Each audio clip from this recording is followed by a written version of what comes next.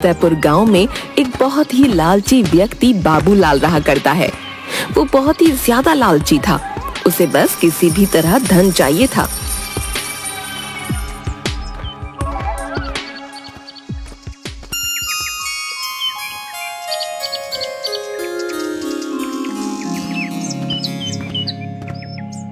एक दिन गांव के कुछ लोग आपस में बात कर रहे होते हैं। अरे भाई, सुना है अपने गांव में चमत्कारी बाबा आए हुए? सुना है वो बहुत बड़े ज्ञानी हैं। उनसे जो भी मांगो वो अवश्य ही दे देते हैं। हाँ, क्या बोल रहे हो भाई? क्या सच में हमारे गांव में चमत्कारी बाबा आए हुए हैं? अगर ऐसा है तो मैं अवश्य ही उनके पास जाऊंगा। हाँ हाँ हाँ भाई, सुना तो ऐसा ही है। चलो कल सुबह चलकर देखेंगे। मुझे तो काफी कुछ मांगना है चमत्कारी बाबा से। हाँ, उन दोनों की ये बातें बाबूलाल सुन रहा होता है। क्या सच में चमत्कारी बाबा हमारे गांव में आए हैं? अगर ऐसा है तो मैं जरूर जाऊंगा, और वो भी इन लोगों से पहले। मेरी तो वैसे भी बहुत सारी इच्छाएं हैं। हाँ,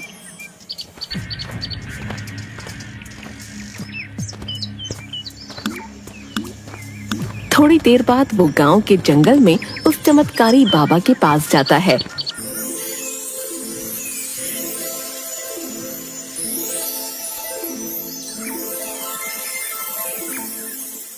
वो चमत्कारी बाबा एक पेड़ के नीचे बैठे ओम का उच्चारण कर रहे थे। ओम ओम ओम ओम। तभी बाबूलाल उनके पास जाता है। प्रणाम बाबा, मैं इस गांव का निवासी हूँ। मैंने बहुत सुना है आपके बारे में। मैं भी आपसे कुछ मांगने आया हूँ। मुझे यकीन है कि आप अपनी शक्ति से मेरी इच्छा अवश्य पूरे करेंगे। हाँ हाँ हाँ, क्यों नहीं बेटा। हमने 100 वर्षों के तप के बाद जो शक्तियां पाई हैं, हम उनकी सहायता से तुम्हारी सहायता अवश्य करेंगे। बताओ, तुम्हें क्या चाहिए? बाबा, मैं तो बस आपकी सेवा भाव से आया हूँ। लगता है ये पैतरा काम करेगा। हाँ, आप मेरे घर चलें, मैं आपकी आओ भगत करना चाहता हूँ। इसके अलावा मेरे मन में कोई लालसा नहीं है। आशा करता हूँ आप मना नहीं करेंगे।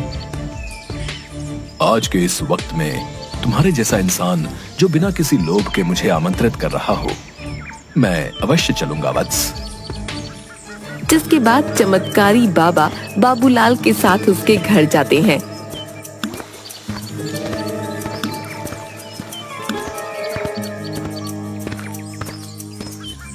अरे भाग्यवान, देखो हमारे घर चमत्कारी बाबा आए हैं। तुम जल्दी से इनके भोजन की व्यवस्था करो। क्या सच में? मैंने बाबा के बारे में गांव वालों से बहुत सुना है। हाँ, आप सभी की इच्छा पूरी करते हैं बाबा। हम तो धन्य हो गए जी। मैं अभी बाबा के लिए भोजन लेकर आती हूँ। हाँ। जिसके बाद चमत्कारी बाबा के सामने भोजन की थालियां सज जाती हैं और बाबा पेट भरकर भोजन करते हैं। अरे वाह वाह बेटा, ये इतना स्वादिष्ट भोजन खाकर तो मेरी आत्मा ही संतुष्ट हो गई। वाह, मैं बहुत खुश हुआ। बोल बच्चा। अरे बाबा, जल्दी से कुछ मांगने को कहो ना। मेरी सांसें सूख रही हैं। इतना तो हम किसी को नहीं खिलाते जितना तू एक बार में ठूस गया। अरे बाबा, ये तो हमारा सौभाग्य है कि आप हमारे अतिथि बनकर पधारे। वत्स, मैं तुम्हें कुछ देना चाहता हूँ। अरे बाबा की जय हो। अरे जय हो बाबा की।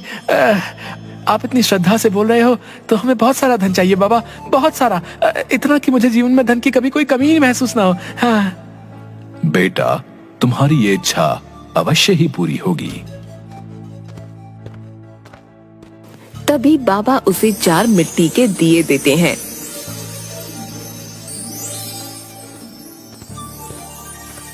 बेटा, ये 4 मिट्टी के दिए हैं जो तुम्हें धन की ओर ले जाएंगे।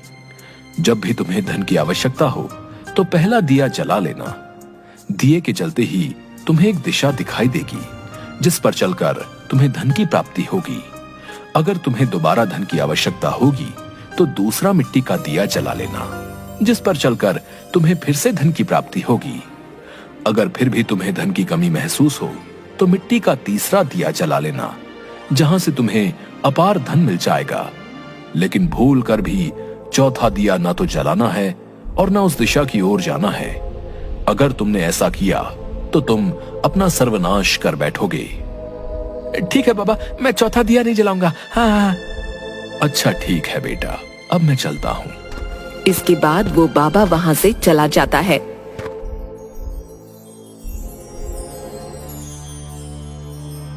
देखो भाग्यवान, अब मैं धन की तलाश में जा रहा हूँ और खूब सारा धन लेकर ही लौटूंगा। हाँ, फिर देखना, हम इस गांव में सबसे अमीर हो जाएंगे। इतना धन होगा कि जीवन भर आराम से जीवन बिताएंगे। हाँ। नहीं नहीं, मुझे कुछ ठीक नहीं लग रहा जी। आप मत जाइए, हमारे पास जितना है उतना ही काफी है जी। आखिर इतने धन का आप क्या करेंगे? अरे भाग्यवान, तुम मूर्ख हो मूर्ख है। आखिर धन से बढ़कर भी कोई और वस्तु है क्या इस संसार में? अरे तुम चुप करो, हैं? मैं जा रहा हूँ और अब तो धनवान होकर ही वापस लौटूंगा।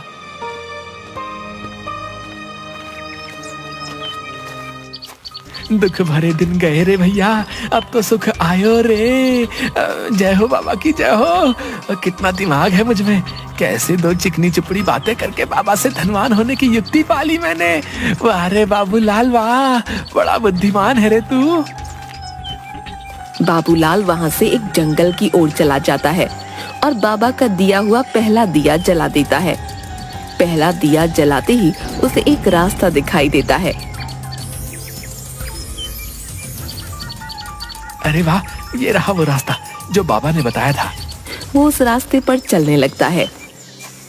थोड़ी दूरी पर चलते ही उसे एक बूढ़ी अम्मा दिखाई पड़ती है जो बहुत ही ज्यादा रो रही होती है। अरे क्या बात है, यहाँ अम्मा रो क्यों रही है और मेरा धन कहाँ है?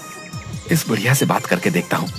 अरे अम्मा, इस जंगल में तुम अकेली और रो क्यों रही हो? अरे बेटा, मेरी उम्र पूरी हो चुकी है, अब मैं मरने वाली हूँ, लेकिन मेरा इस दुनिया में कोई भी नहीं है, इसलिए मैं रो रही हूँ। आखिर मरने के बाद कौन मुझे अग्नि देगा बेटा? मेरे पास मेरा जोड़ा हुआ कुछ धन है, लेकिन मैं उसे ही अपना धन दूंगी जो मेरे मरने के बाद मुझे अग्नि देगा। बाबूलाल ये सुनते ही लालच में आ जाता है। क्या सच में तुम्हारा कोई नहीं है अम्मा? अच्छा कोई नहीं, मैं तुम्हें तुम्हारे मरने के बाद अवश्य ही अग्नि दूंगा। हाँ हाँ, तुम मुझे ही अपना धन दे देना है। ठीक है, यहाँ से कुछ ही दूरी पर मेरी एक झोपड़ी है, उसमें एक पोटली में मेरा धन रखा हुआ है। मेरे मरने के बाद तुम वो धन ले लेना और मेरे शरीर को मुख अग्नि देना। ऐसा बोलते ही बूढ़ी अम्मा के प्राण निकल जाते हैं। तभी बाबूलाल पास के जंगल में जाकर कुछ लकड़ियां लेकर आता है और उस बूढ़ी अम्मा को अग्नि देता है।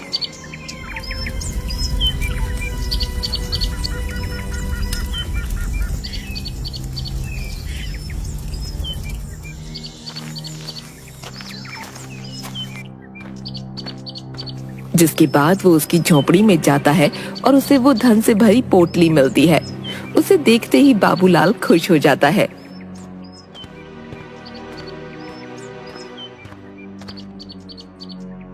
अरे वाह वाह वाह, इसमें तो सच में धन है, लेकिन ये क्या, ये तो बहुत ही कम है। इसमें भला मेरा क्या होगा? खैर, अब इसे भी रख ही लेता हूँ। हाँ, धन कितना भी क्यों ना हो, छोड़ना अच्छा नहीं है। हाँ।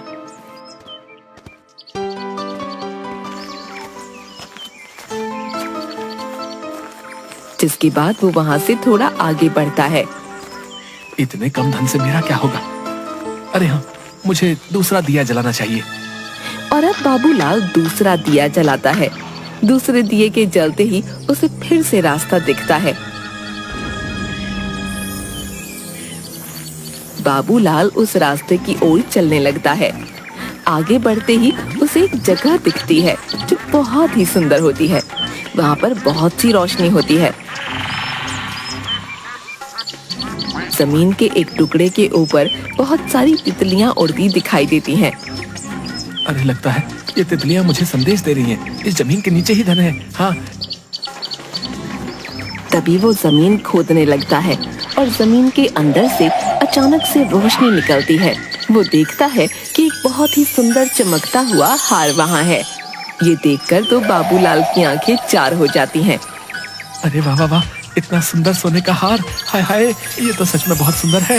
वाह वाह वाह वाह, इसे मैं अपनी पत्नी को दूंगा। हाँ, गांव में इतना सुंदर हार तो किसी की भी पत्नी के पास नहीं होगा। अरे वाह वाह वाह। लेकिन भला इस एक हार से मेरा क्या होगा? नहीं नहीं नहीं नहीं नहीं, मुझे तो अपार धन चाहिए। हाँ। बाबूलाल फिर से आगे बढ़ता है और तीसरा दिया जलाता है। तीसरा दिया जलते ही उसे फिर से रास्ता दिखता है और वो उस रास्ते पर चलने लगता है। तभी वो देखता है कि चारों तरफ कुछ भी नहीं है सिवाय एक विशाल पेड़ के। उस पेड़ के पास जाता है। अरे न जाने कहाँ होगा अपार धन, मुझे तो कुछ दिखाई नहीं दे रहा है और अब तो मैं थक भी गया हूँ। जिसके बाद वो उस विशाल पेड़ के नीचे बैठ जाता है। थोड़ी देर बाद उसके ऊपर एक पत्ता गिरता है। जैसे ही वो ऊपर देखता है उसे एक घड़ा जो बहुत चमक रहा होता है पेड़ की टहनी पर लटका दिखाई देता है।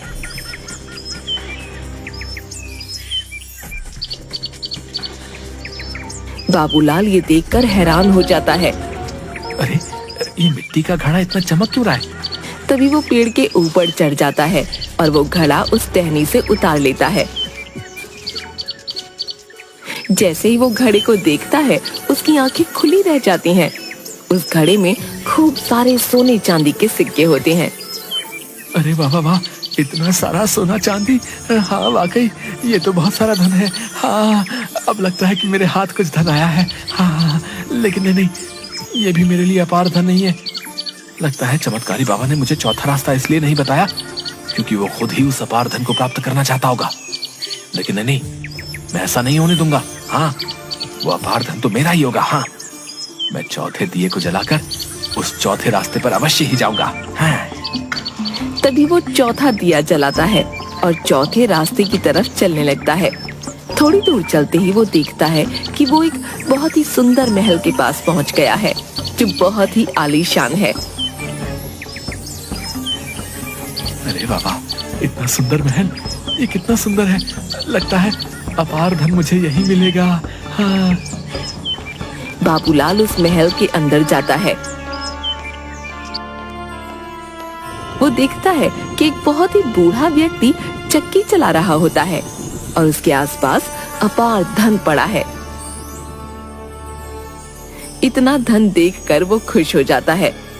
वाह वाह वाह, इतना धन तो मेरे लिए अपार होगा। हाँ, लगता है ये मेरे लिए है। हाँ हाँ हाँ। आओ आओ बेटा, मैं जानता हूँ तुम यहाँ इस अपार धन की तलाश में आए हो। ये सारा धन तुम्हारा ही है, लेकिन तुम्हें और धन भी मिल सकता है। क्या तुम और धन चाहते हो? क्या कहा? और धन है क्या? सच में मुझे इससे भी अधिक धन मिल सकता है भला? मुझे तो बहुत सारा अपार धन चाहिए। हाँ हाँ, मैं इस संसार में सबसे अधिक धनी होना चाहता हूँ। हाँ हाँ। अच्छा तो ठीक है, अगर तुम और भी ज्यादा धन पाना चाहते हो तो उसमें तुम्हारी मदद ये चक्की ही करेगी। हाँ, ये जादुई चक्की है, तुम जितना इसे चलाओगे उतना ही धन तुम्हारे पास आता जाएगा। ये सुनकर बाबूलाल खुश हो जाता है और चक्की जो वो बूढ़ा आदमी चला रहा होता है उसे चलाने लगता है। ऐसे देखते ही देखते वहाँ अपार धन का ढेर लग जाता है और बाबूलाल चक्की चलाते चलाते थक जाता है। थोड़ी देर बाद अब बस, अब और नहीं, अब और ये चक्की नहीं चला सकता मैं। मुझे इतना ही धन पर्याप्त है। लेकिन जैसे ही वो चक्की को छोड़ना चाहता है चक्की उसे नहीं छोड़ने देती। वो चाहकर भी अपने हाथों को चक्की से हटा नहीं पा रहा था। अरे ये क्या हो रहा है मेरे साथ? आखिर मेरे हाथ क्यों इस जादुई चक्की को नहीं छोड़ पा रहे? बेटा, ये सब तुम्हारे ही अपार धन के लालच की देन है। मैंने भी तुम्हारी ही तरह उस चमत्कारी बाबा का चौथा दिया जलाया था और यहाँ और अधिक धन के लालच में आ गया था। बाबा के मना करने के बाद भी जो यहाँ आता है वो यहाँ से नहीं जा पाता है। वो सदैव के लिए इसी अपार धन के बीच रह जाता है। बाबूलाल ये सुनकर हैरान हो जाता है। ये आप क्या बोल रहे हैं? ये क्या बोल रहे हैं आप? नहीं नहीं नहीं नहीं, ऐसा नहीं हो सकता। ये सच है बेटा। अब तुम यहाँ से तभी जा सकते हो जब कोई तुम्हारी तरह ही लालची इंसान अपार धन पाने के लालच में यहाँ इस महल में आ जाए। और अगर कोई नहीं आया तो तुम्हें यहीं इस चक्की को चलाते रहना होगा। ये सुनकर बाबूलाल जोर जोर से रोने लगता है। हाय हाय, ये मैंने क्या कर दिया? अपार धन पाने की चाह में अपना सर्वनाश कर बैठा। मुझे अधिक लालच नहीं करना चाहिए था। हाय हाय हाय।